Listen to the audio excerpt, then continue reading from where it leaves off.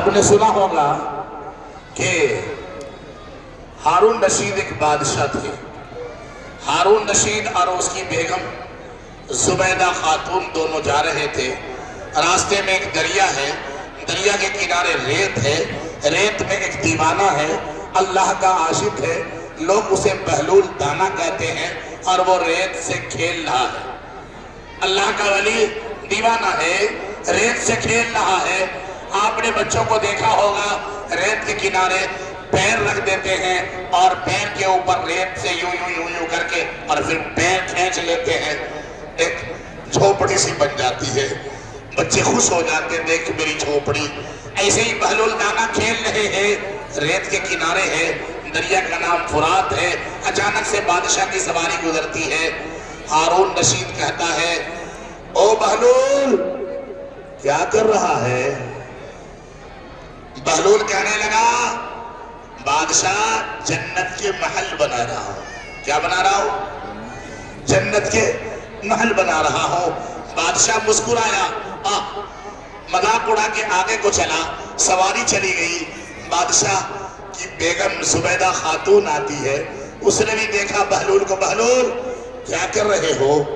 بہلول نے وہی جواب دیا کہ ملکہ جنت کے محل بنا رہا ہوں. زبیدہ کہنے لگی بہلول یہ محل بیچے گا کیا؟ فروخت کرتا ہے کیا؟ بیچتا ہے کیا؟ بہلول دانا کہنے لگے ہاں بیچنے کا تو ارادہ ہے, قیمت ہے کیا؟ زبیدہ کہنے لگی قیمت بتا. کہا 2 درہم. 2 درہم چاندی کے 2 روپے دو اور جنت کے محل لو. زبیدہ نے, بادشاہ کی بیگم نے 2 درہم دیے. نہ وہ جنت کا محل تھا اور نہ لے جانے کے لائق کوئی جھوپڑی تھی. وہ تو ریت کا ایک تصور کا مکان تھا جو بہلول دانا کی دماغ میں جو بات آئی اس نے کیا. زبیدہ کی سواری چلی گئی. ہارون رشید بھی چلا گیا. بہلول وہی تھا. زبیر یہی رہے گا, تم چلے جاؤ گے.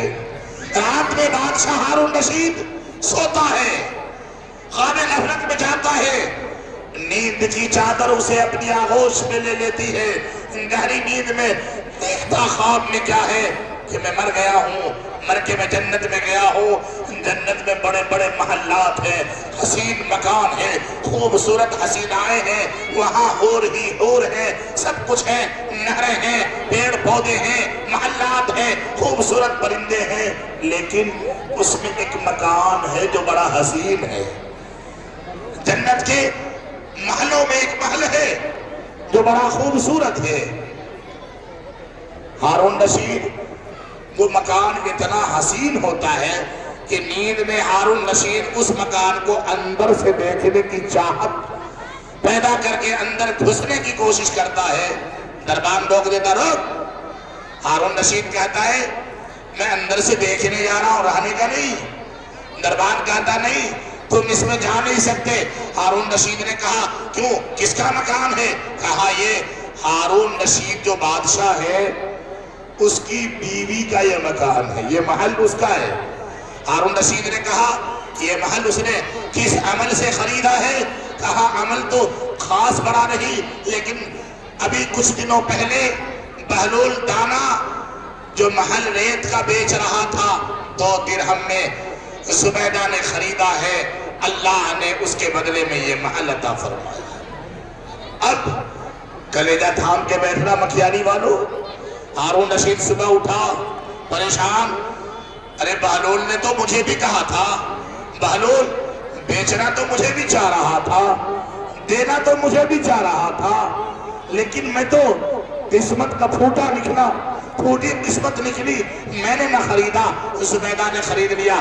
ہارون رشید دوسرے دن جان بوجھ کے ادھر کو نکلتا ہے کہ آج مل جائے بہلول آج لے لوں گا.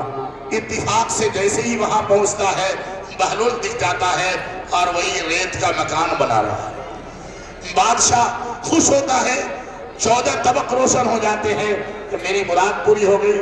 کل زبیدہ نے مکان خریدا, آج محل میرے نام. 2 درہم کا 2 लाख दिरहम भी दे दूंगा। 2 दिरहम क्या माने 2 लाख भी दे दूंगा।